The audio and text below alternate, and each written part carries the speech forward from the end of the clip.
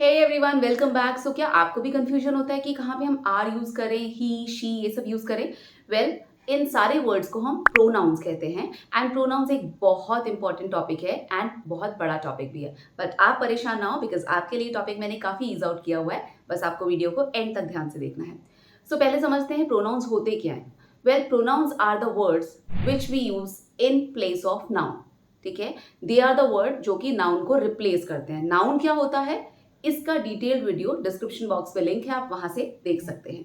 So noun are the naming word. So हमारी first category है personal pronoun, जिसमें हम किसी स्पेसिफिक पर्सन या थिंग को रेफर करते हैं। इसको फर्दर दो कैटेगरीज में डिवाइड किया गया, that is subject pronoun and object pronoun. We all know the sentence structure, जिसमें पहले सब्जेक्ट आता है, फिर वर्ब आती है और फिर ऑब्जेक्ट आता है ना। सो सब्जेक्ट और ऑब्जेक्ट प्रोनाउन का ऑलमोस्ट सेम रोल है। सब्जेक्ट की जगह हम सब्जेक्ट प्रोनाउन यूज करते हैं और ऑब्जेक्ट की जगह हम ऑब्जेक्ट प्रोनाउन का यूज करते हैं। क्लियर? सो हमारे जो सब्जेक्ट प्रोनाउन है वो कौन कौन से हैं? I, we, you, he, she, it and they. इसमें जो आई और वी है वो हमारा फर्स्ट पर्सन कहलाता है, यानी कि स्पीकर। ठीक है, जो बोल रहा है। यू हमारा सेकंड पर्सन कहलाता है, यानी जो हमारे मैसेज को रिसीव कर रहा है। एंड ही, शी, इट और दे, ये हैं थर्ड पर्सन, यानी जिनके बारे में हम बात करते हैं। और हर पर्सन का एक सिंगुलर और प्लूरल फॉर्म होता है। सो फर्स्ट पर्सन का जो सिंगुलर है that is I and plural is we. Second person का सिंगुलर और प्लूरल दोनों यू है। For example, if I am saying I am talking to you, so यहाँ पे you as a singular use हुआ है। बट मैं कह रही हूँ कि I am talking to all of you, so यहाँ पे यू प्लूरल फॉर्म में यूज हुआ है। Clear? And he, she, it जो है सिंगुलर है किसके? Third person. They is the plural of third person. Now let's understand the uses of subject pronoun, जिसको subjective case भी कहा जाता है। तो पहला तो सबसे सिंपल यूज है इसका कि subject pronoun एक सेंटेंस में नाउन को रिप्लेस करता है, यानी कि हमेशा वर्ब के पहले यूज होता है। For example, them cook delicious food. So यहाँ मैंने जो वर्ब है कुक, उससे पहले देम यूज करा है, जो कि दे का ऑब्जेक्ट प्रोनाउन है, सो विच इज रॉन्ग। सो यहाँ पे क्या आएगा? They cook delicious food, like this. Second rule हमारा क्या है कि जो सब्जेक्ट प्रोनाउन है, अगर आपके किसी सेंटेंस में लिंकिंग वर्ब्स दिए हुए हैं, यानी कि be, was, been, is, am, are, was, were, being, ये सब वर्ड्स हैं जिनको लिंकिंग वर्ब कहा जाता है, बी के फॉर्म्स भी कहा जाता है, तो आपको उसके बाद हमेशा सब्जेक्ट प्रोनाउन का यूज करना है। जनरली क्या होता है, स्पोकन लैंग्वेज में आपसे बोलते हैं हु इज इट, तो आप बोल देते हैं इट्स मी। इट्स मतलब क्या होता है? It is. So it is me. Is क्या है? लिंकिंग वर्ब है, जिसके बाद हमें सब्जेक्ट प्रोनाउन का यूज करना चाहिए, ना कि ऑब्जेक्ट प्रोनाउन का। It is I. एक और एग्जाम्पल लेते हैं, it was me who helped you in your tough time. तो यहाँ पे क्या होना चाहिए एक्चुअल में? It was I who helped you in your tough time, like this. तीसरा रूल क्या है आपका इसमें कि सब्जेक्ट प्रोनाउन का एक ऑर्डर होता है जो आपको याद रखना है, दैट इज 2 3 1। ये नंबर याद कर लीजिएगा। 2 stand for second person, 3 stand for third person and 1 stand for first person. यानी हिंदी में तो हम कैसे बोल देते हैं कि मैं, रोहन, तुम कल बाजार जाएंगे, ठीक है। लेकिन इंग्लिश में जब आप इसे बोलेंगे तो सेकंड पर्सन को हमेशा आगे रखा जाता है, टू गिव देम रिस्पेक्ट, उसको रिस्पेक्ट देने के लिए, और हम अपने आप को बैकफुट पे रखते हैं। तो यू विल से you, Rohan and I. So you second person, Rohan third person, I first person. You, Rohan and I will go to the market tomorrow, like this. Then next जो इसका रूल है वो है comparison.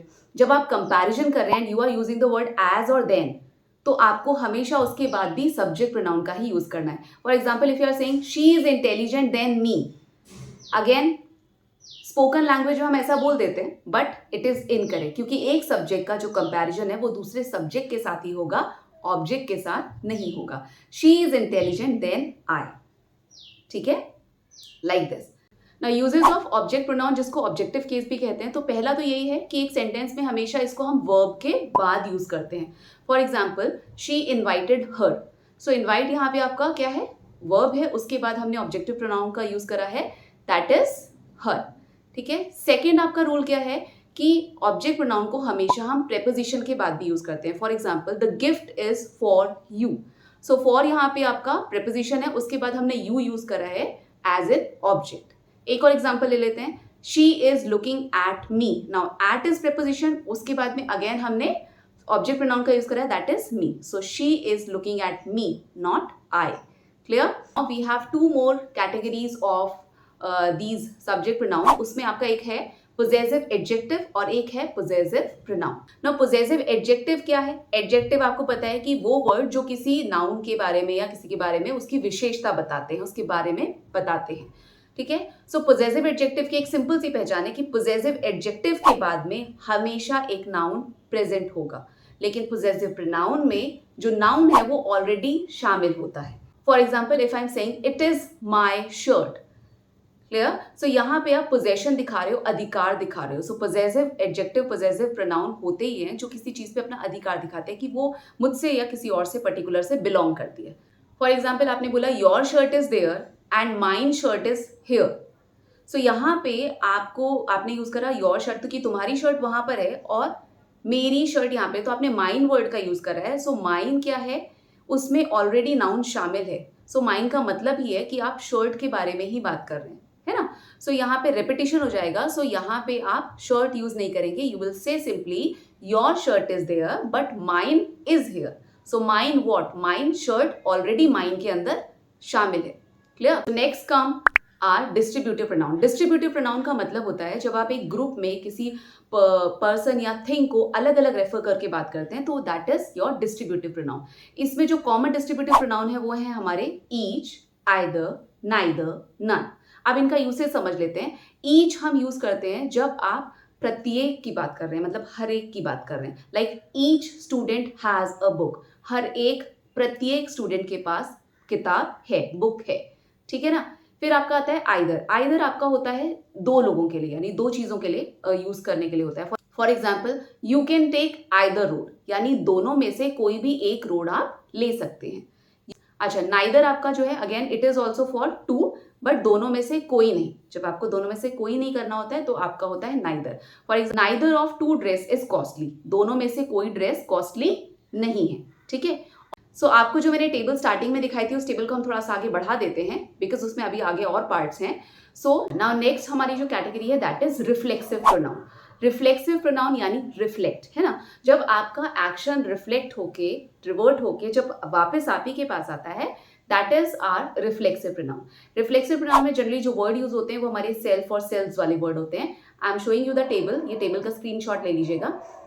Okay, we all no कि जब हम sentence बनाते हैं तो हमारे पास एक सब्जेक्ट, एक वर्ब और एक ऑब्जेक्ट होना ही चाहिए, है ना। सब्जेक्ट और वर्ब के बाद ऑब्जेक्ट आना ही चाहिए।